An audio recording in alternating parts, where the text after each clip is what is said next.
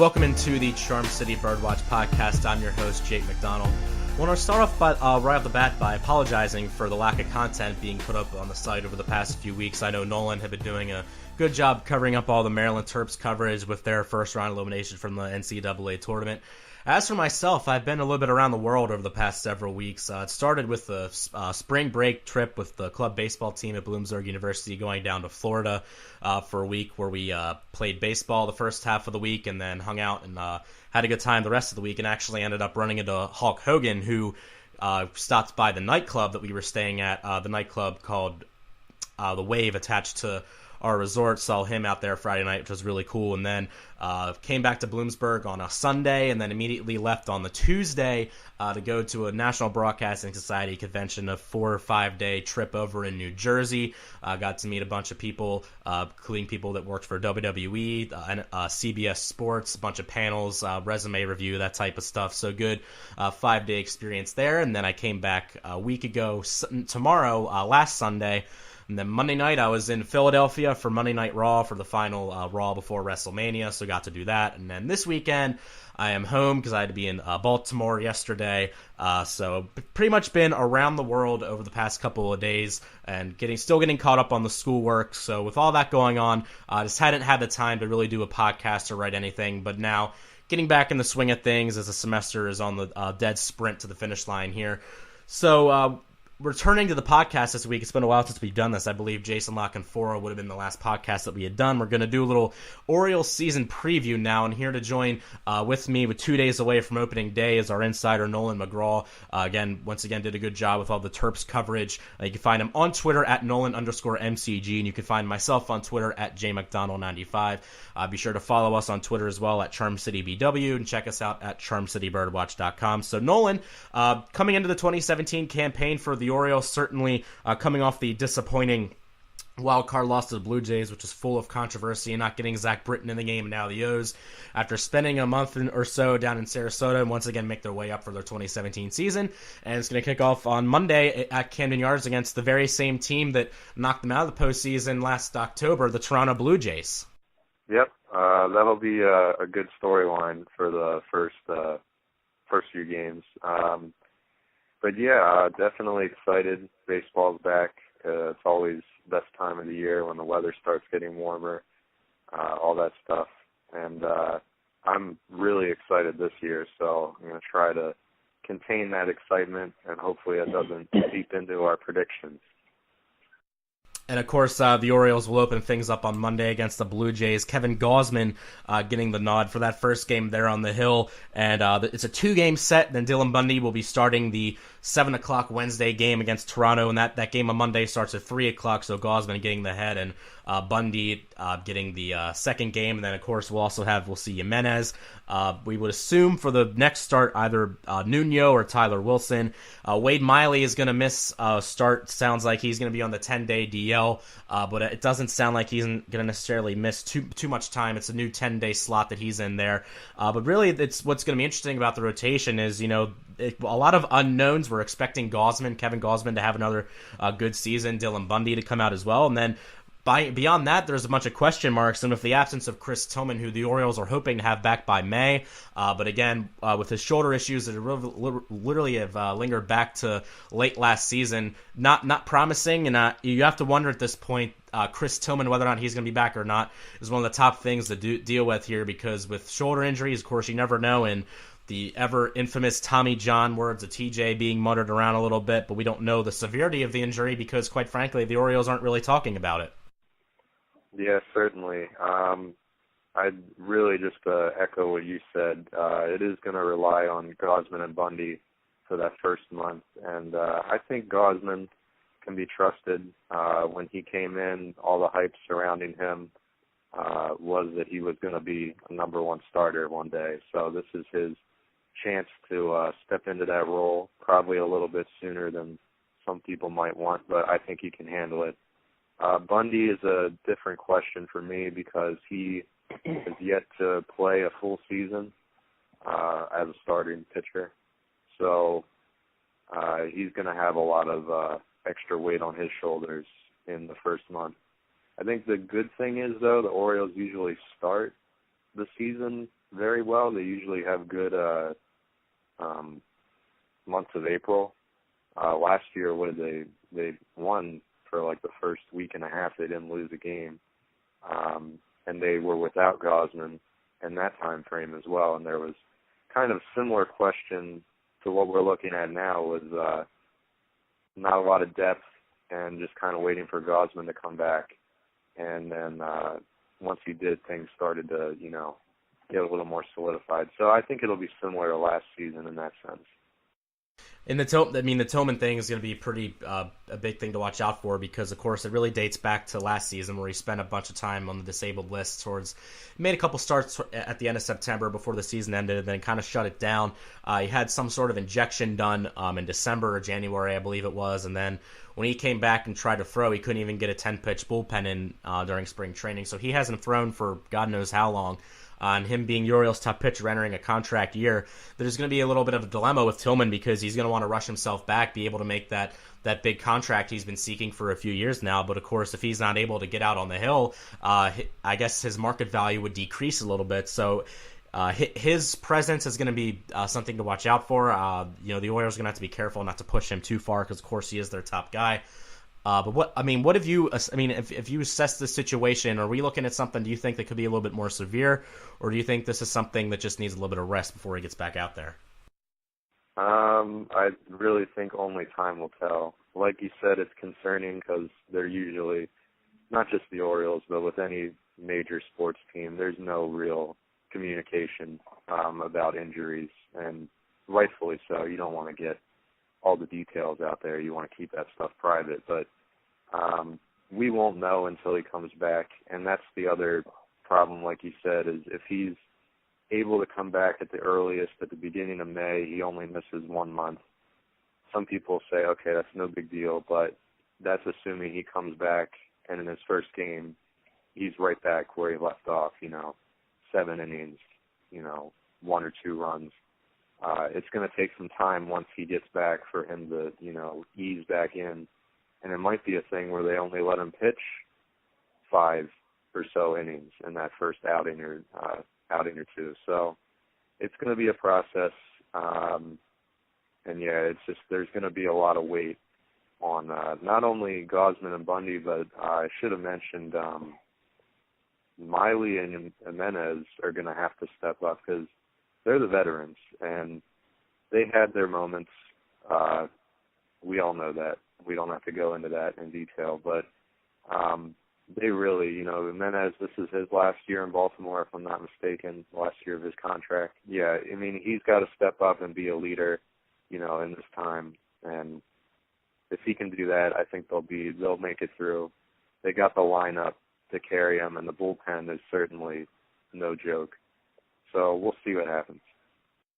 Yeah, that was my next point. I guess between Bundy, Gausman, Jimenez, and Miley, I guess after that, looking at the opening day roster, we would assume that either Vidal Nuno or Tyler Wilson is going to assume that 5th role until Tillman makes his way back, or the Orioles find some other option.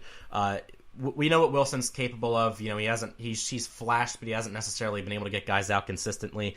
But Vidal Nuno, who has made starts with the Yankees and has been a starting pitcher in the past, had a 3.09 ERA and 11.2 innings this spring with 9 strikeouts. He's 29 years old, brings a little bit of veteran presence in here, so we would assume that until the Orioles find another option, he would be the 5th starter, and if he ends up performing well, then maybe he can solidify that spot there. But beyond that, we're looking at the bullpen. We're looking at Oliver Drake, Donnie Hart, Brad Brock, Givens, O'Day, and Zach Britton, which, as we know, is one of the best bullpens in the majors. So they will be used often, especially, I think, at the beginning of the season. But the good news is, while the rotation may struggle at times, the Orioles have one of the best bullpens in the majors. And if they're able to continue what they've been doing over the past several seasons with their bullpen, they're still going to win a decent amount of games. But, even though we would like the rotation to be a little bit better, it is comforting to know that the bullpen is capable of doing, what they've done in the past. Yeah, certainly. And then that, like you said, they're going to get a lot of work in the first month. It would be great if they didn't have to, because I think that, despite them being probably the most consistent strong suit of the Orioles for the past 3 or 4 years, you hit that point late in the season where they're just pitching way too much, and doesn't necessarily break down, but, you're pitching too much, and that's just not a good thing. So if there won't truly be a great bullpen until they aren't getting overused, I would say. For the Orioles, positional players, don't think we need to talk too much about the infielders. You got Chris Davis, Jonathan Scope, Manny Machado, and J.J. Hardy, and of course Ryan Flaherty is a utility player. The only question mark there is J.J. Hardy's health, which was, the back at the beginning of spring training, but all signs point to him being okay. But if he does go down, we would assume that Machado would slide over to short and Flaherty would assume third base until Hardy is able to get back. I want to talk about outfielders a little bit because aside from Adam Jones, we're looking at Seth Smith, who's missed some time with a hamstring injury. Hyun-Soo Kim returns for his second season. Joey Rickard returning for his second season after having a very solid spring once again. And Craig Gentry, who's 33 years old, has spent some time with the Angels in the past, has had some injury problems over the past several seasons, missed a lot of time over the past 2 seasons, but in spring training, he had a very nice showing, hitting .321 with 2 homers, 8 RBIs, and 7 stolen bases. So I guess, he has the chance here to solidify one of the corner outfield slots, which we know, of course, has been a question mark for the Orioles ever since Nick Markakis left 2 off seasons ago, or it might be 3 off seasons ago now. But certainly still a lack of speed with Kim and Smith there, but we know what Rickard is capable of, and I guess we're going to see what Craig Gentry is all about. Big unknown in Baltimore, but he's going to get a shot to show what he can do. Yeah, that's kind of the only real weakness in this offense is the outfield. It might be a revolving door for some time. We know Buck likes to not really throw a young, unproven player into a starting role without, platooning them first. So I think it'll be, a lot of different lineups in the month of April. I think, obviously Jones is a lock for center field, and then Kim, I think, should have a lock on left field. Last year, they really only let him face, was it right-handed pitching or left-handed? Yeah. They didn't let him do both. So that's going to be a big thing this year, letting him start every day. I think he's earned it, certainly. So, if he can hold down left field, then things are looking a lot better. And right field, I guess it should be Trumbo, but if you've got a healthy Smith and Gentry, I'm sure they're way better defensively in right field. Well, from what I've gathered, I think the plan right now is to have Mark Trumbo more in a DH role. They certainly could put him at either first base or right field if need be. I'm still hearing that they're hesitant to give Kim chances against lefties, which we would assume that Rickard would slide in those spots once Kim's the games he's not playing in. But another guy that made the team here is Trey Mancini, who is also another option to throw in the corner outfield spots because that's what they've been doing with him in spring training a little bit. He's listed as a DH on the opening day roster, hitting .333 with 3 home runs and 14 RBI, but he is another option to throw in the outfield or infield if they want to do that as well. But certainly, Mancini, we got a little glimpse of him last season, but now we're going to see what he's able to do with the opening day role. We're going to have to see how Buck plans on dividing the bats between him and Trumbo in the DH spot, and, of course, those two are 2 options in the corner outfield if need be. But I'm excited for Mancini. I'm really excited to see what he can do at the major league level in a full season. We would assume probably not a full season for him, but he's getting the chance to start opening day on the roster. Yeah, he's a big X factor for this lineup. With the infield being solidified and catcher, I guess, solidified, the outfield, like we said, there's going to be moving parts, but if they can find that combination that works, where guys are locked in to their spot, and Mancini can get, a lot of at-bats and he, shines, that could be, the big deal, the big X factor for the Orioles' success. So the next thing I want to discuss here, it's not really anything, roster related. Of course, we did talk about the Orioles adding Wellington Castillo and, still having Caleb Joseph on the roster, but people are talking about a supposed 2-year gap with the Orioles right now. Of course, Tillman is entering the last year of his contract, as well as Jimenez, and Manny Machado has 2 years left on his deal before he becomes a free agent, as does Adam Jones. Jones is 31 years old, as is Chris Davis. You have J.J. Hardy, who's 34 years old now. So the question I have for you is, this 2-year gap, but 2018 and beyond, is it legitimate, or do you think that the Orioles will be fine 2018 and beyond, even if they don't bring all these guys back? Yeah, it's definitely a concern. It's been a concern, at least for me, for the past couple years, since the 2014 postseason, where they really just looked like they were destined to go to the World Series. That team was just, unstoppable, it looked like. And then they ran into, Kansas City. We all know what happened.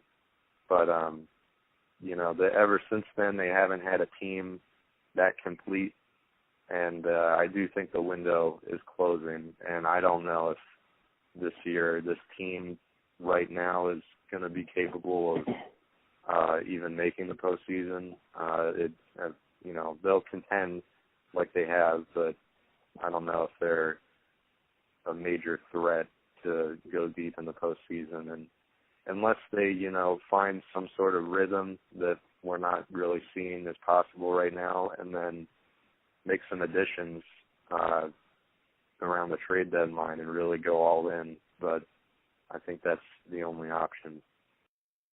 And that kind of leads me to my next question here. I think it is legitimate. I think, we do have concern we do have a reason to be concerned in Birdland.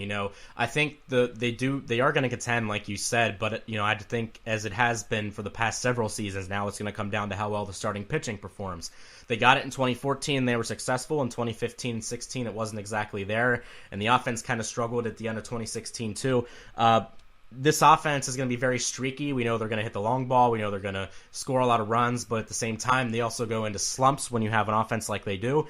And I don't know if they're going to have the starting pitching, especially if Tillman isn't able to come back. I don't know if they're going to be able to make the playoffs again. I would like to see that. I would like to, be proven wrong. But there are so many teams in the American League right now that are just as good, if not better, than the Orioles are. And it's going to be hard for them to separate themselves from the pack, I think, this season. And I could be completely wrong. Do I agree with all the baseball experts when they pick the Orioles last every year? Absolutely not. But I don't think they're a top team in the American League. I think right now we're looking at Boston and Cleveland as the clear-cut favorites in the American League. And then you also have teams like Texas who are right behind them as well. And I'm not sure how the Orioles stack up against all those teams. So where do you see, within the American League, where do you see the Orioles finishing among all the teams in the American League? In the American League, I think, like you said, probably middle of the pack, contending for a wild card. If they make it, I'm going to guess it's going to be like the end of last year, where, the Orioles and the Blue Jays and I'm forgetting another team. Red Sox. Right, the Red Sox. They solidified the division a couple weeks before the season ended, I think. But it was close coming down the final month. But then from there it was between the Orioles and the Blue Jays and then some other wild card teams, and it was really exciting those last couple weeks. So I think it'll be similar to that. Like you said, with the 2 wild card spots, there's going to be a lot of teams fighting for that, and I don't think it's going to be 3 AL East teams like it was last year. I think some other teams are gonna step in there. So I kind of agree with everything you just said, but to kind of platoon off of that, if you could, I have the Red Sox clear cut winning the division, and then beyond that, I think it could be an open door. The Blue Jays might hang around, the Orioles could be there, the Yankees could be there. Anybody but Tampa, I think it's fair game. I agree with you, and I think the Orioles are going to be contending for a wild card in the sense that I think the Red Sox pretty much have the division locked up at this point. Yeah, I have the Red Sox locking up the division. And then, so are you kind of with me where you're not sure how the rest of the division stacks up, but you think it's going to be pretty close? I kind of have a rough outline from there. I think there's probably going to be a significant gap between the Red Sox and then whoever finishes in second. But I have the Blue Jays finishing in second, then the Orioles, and then the Yankees and the Rays rounding off the bottom. But between the Blue Jays, Orioles, and even the Yankees, that those three could switch in really any way. It's hard to say because, like we already talked about with the Orioles, it all depends on how consistent they are, pitching and offense. And, the Yankees, they've got, some scary pieces. They brought in Holiday. He's going to be their DH probably. Sanchez is certainly scary. And their starting rotation is nothing to laugh at either. So I think they're similar to the Orioles, honestly. They got a really strong bullpen. Orioles coverage here on Charm City Birdwatch. It was our season preview once again with Nolan McGraw. Find him on Twitter at Nolan_MCG, and you can find me on Twitter at JMcDonald95. Be sure to check us out on social media as well. All of our tabs are in the side of our blog on CharmCityBirdwatch.com. And once again, make sure to subscribe and give us a rating on iTunes as well. You can listen to this podcast on either iTunes or SoundCloud. We want to thank you for joining us on this episode. Once again, I'm Jake McDonald, and as the Orioles begin their season on Monday at 3:05 with Kevin Gausman on the hill, the Orioles returning to Baltimore for their 2017 campaign. And for all coverage and all things Baltimore sports, you can check us out right here on Charm City Birdwatch at CharmCityBirdwatch.com.